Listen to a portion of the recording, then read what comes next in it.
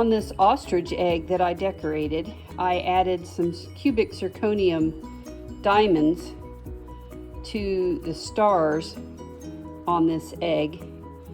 And this egg was dyed and then acid washed to remove the dye. That's how I got the black or the white background, because otherwise the whole egg would have been dark green. So this ostrich egg was a gift, and so I made it into a design that was pleasing to my household. This is the second gift egg, and with this gift egg we have a person who's retiring, and so again I have the symbol for our school, and this is Our Lady of La Leche, and I don't know if you can see this or not, but you can see a faint blue outline. I found an image of Our Lady of La Leche, and I used tracing paper to get a rough image on the egg, and then the rest of it is freehand.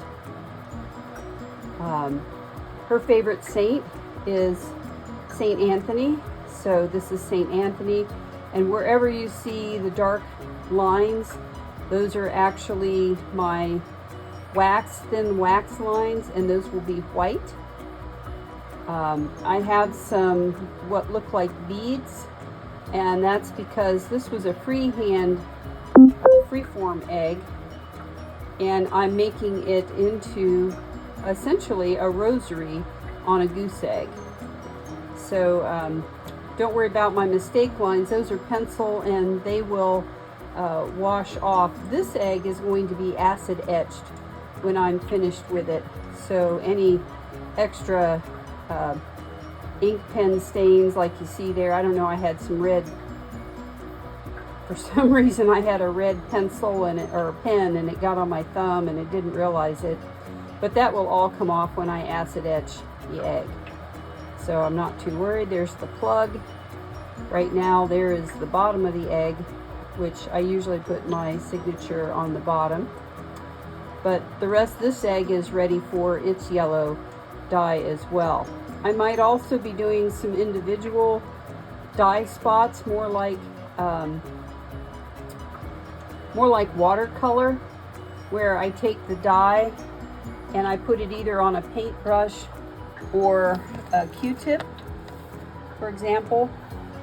Usually with the flesh tones, I will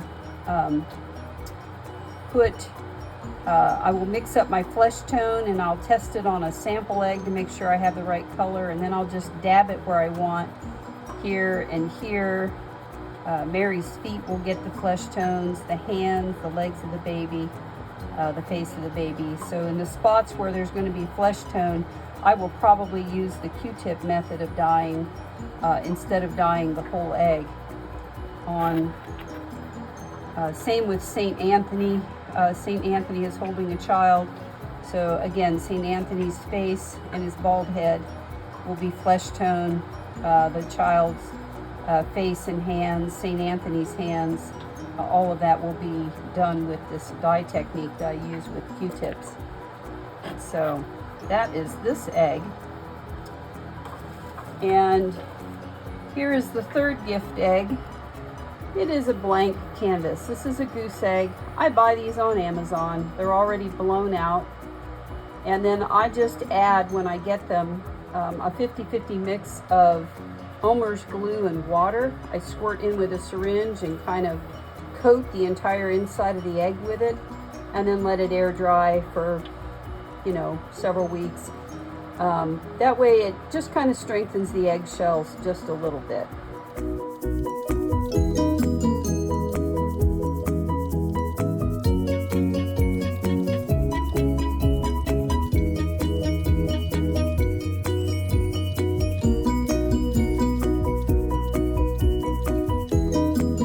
While we're waiting for the dye to cool down, I'll show you the first two eggs that I have getting ready to go in it.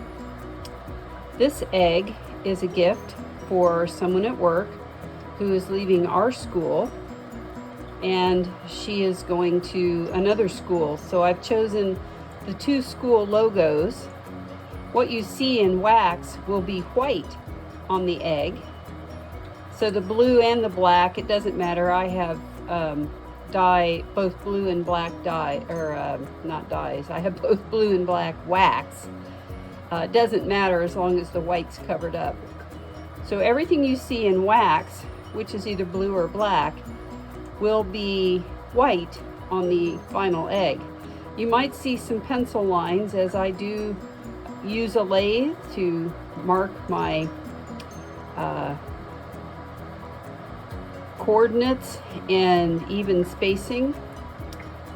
And so this egg has an intricate border, and I will be first dyeing the egg in yellow, and then whatever I want to stay yellow or gold, because I might paint over the yellow with some gold leaf paint. All of my eggs are dyed, but every once in a while I do embellish with either paint or I have been known to add some jewels to my eggs. Hi, I'm Cindy of Cindy's Dyed Eggs.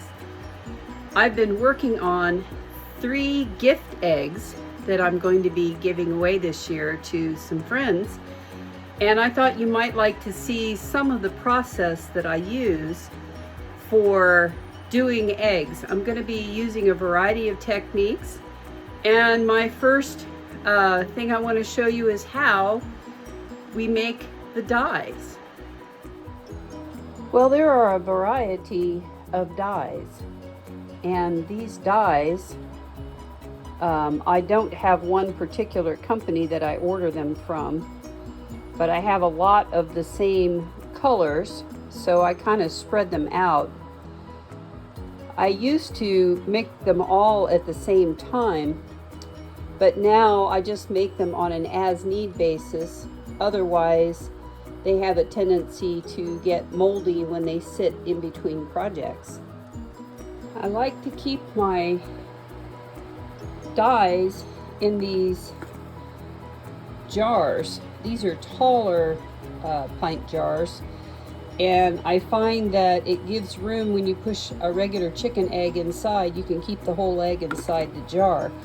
If I'm dyeing a goose egg, I pour them out and put them in a plastic bag to dye, and then I pour back into the jars.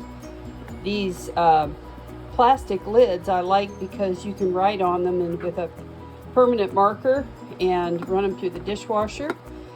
Sometimes you get mold in your jars, and that's not good for dyeing, of course.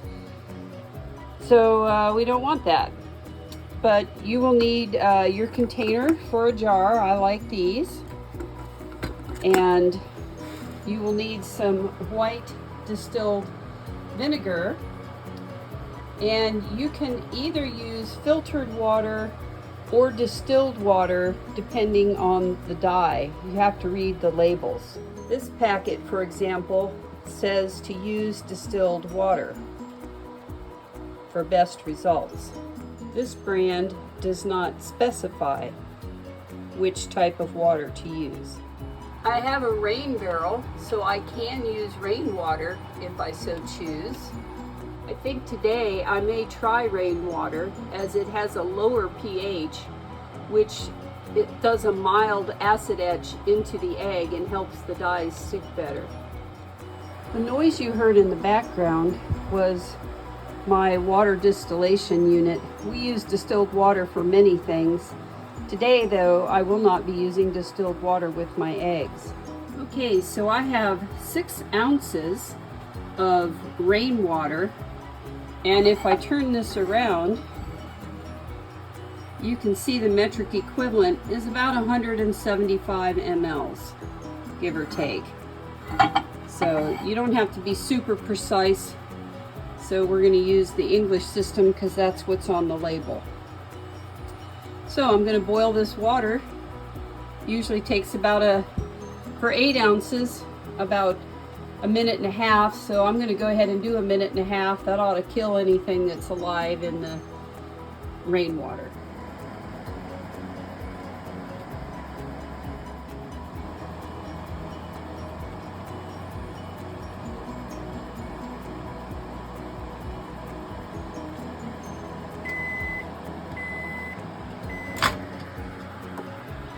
Okay, that looks like it's boiling.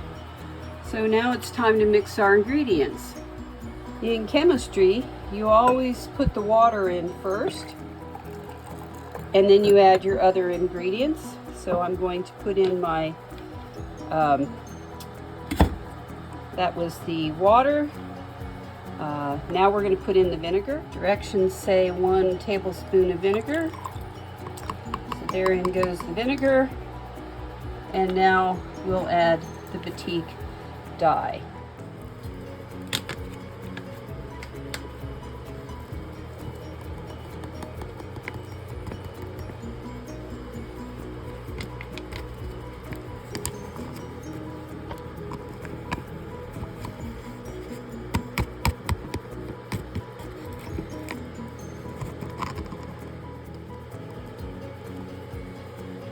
And there we go. Now, it's interesting because this yellow actually looks more golden, but it will be a very bright yellow once it is on the eggshell. So now this needs to cool to room temperature before we put in our first egg.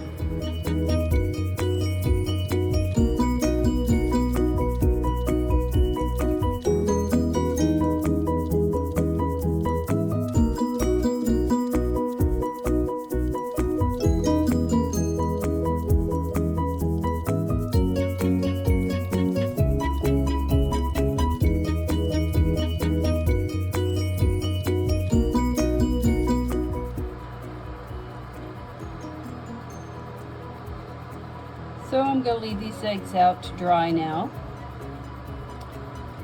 And you can see where I'm going to want gold. I may cover up this yellow and it may get painted over in gold, or I may leave it yellow. We'll see how the rest of the egg unfolds.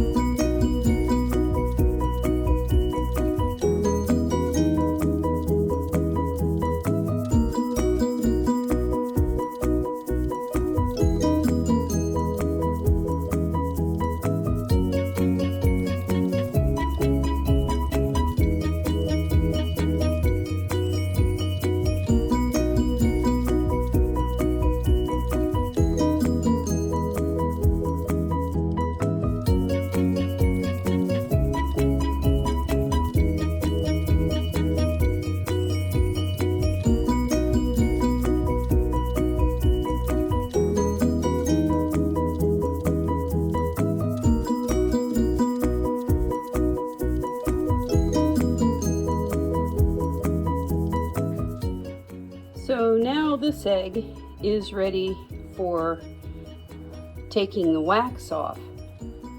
And I'm going to use a slightly different technique. Instead of holding it over a candle and wiping the wax off, I want to let the wax just kind of run off naturally.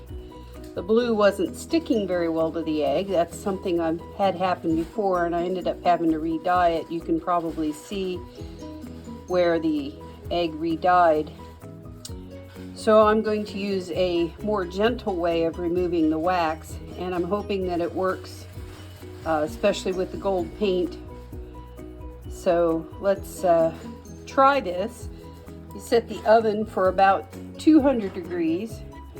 I will be removing the wax plug, and I will be putting the egg on this nail gently.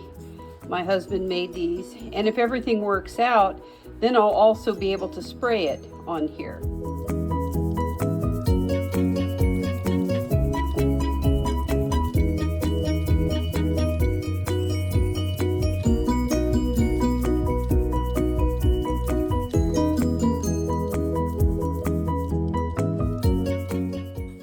So the